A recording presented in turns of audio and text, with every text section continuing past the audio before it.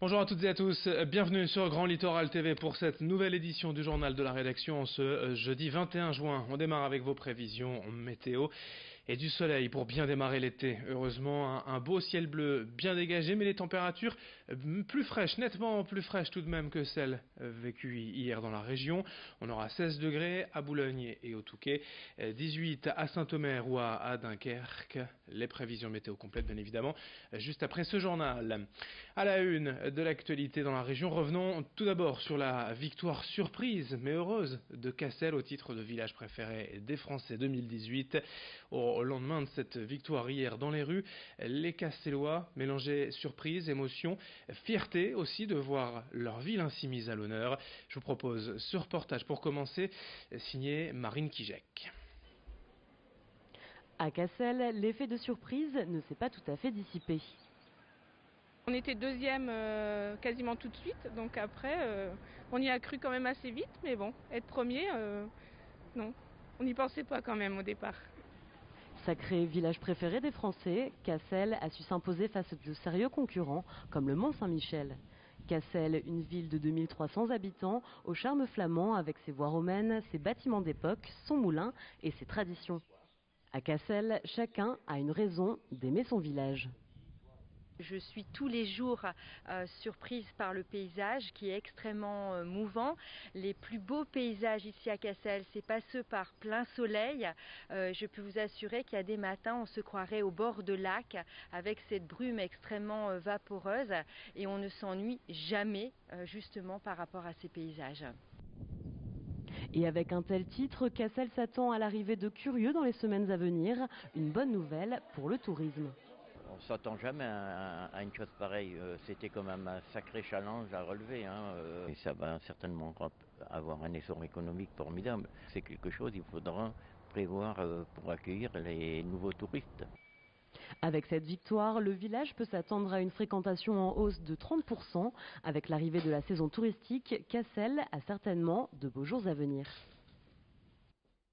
Autre information dans la région, 5 établissements du parc naturel des Caps et Marais d'Opale viennent de recevoir la marque nationale de reconnaissance au titre des produits et du terroir, des valeurs régionales et du territoire.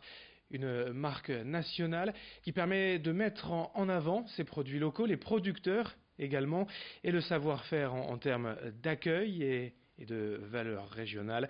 Nous sommes allés à Ardingan pour voir avec le propriétaire quelles étaient justement ces valeurs du parc naturel régional.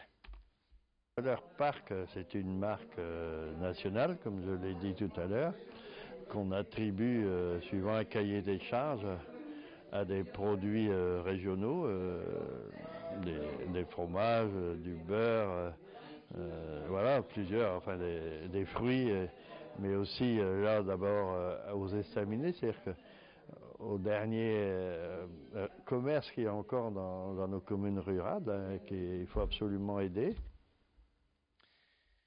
Revenons à présent sur ce code de déontologie mis en place il y a quelques semaines par le Conseil régional des Hauts-de-France, une commission de plusieurs membres censée contrôler la vie politique et privée des élus, censée éviter surtout tout débordement. Ce que dénonce le Rassemblement national, l'ex-FN pour mémoire, ce président du groupe d'opposition au Conseil régional Rassemblement national, Philippe Emery, a tenu hier une conférence de presse pour dénoncer ce qu'il évoque comme un manquement aux règles de la CNIL, la Commission nationale informatique et liberté, au titre de respect de la vie privée.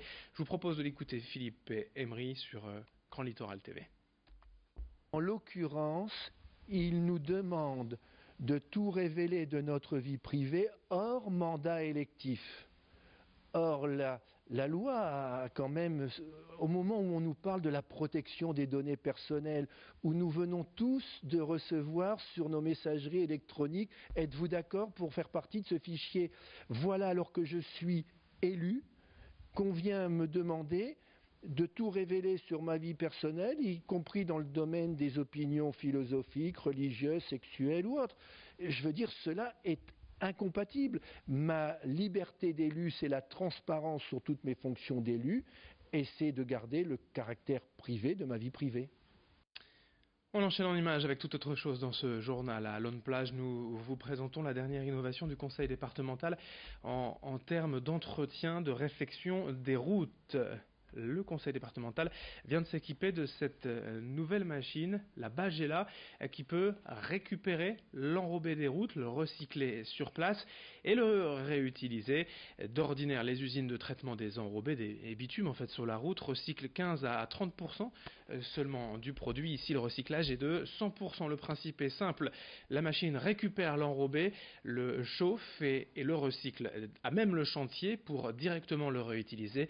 L'avantage est double, évidemment économique et pratique, puisque les équipes de la DIR peuvent ainsi intervenir plus rapidement, n'importe où presque et n'importe quand.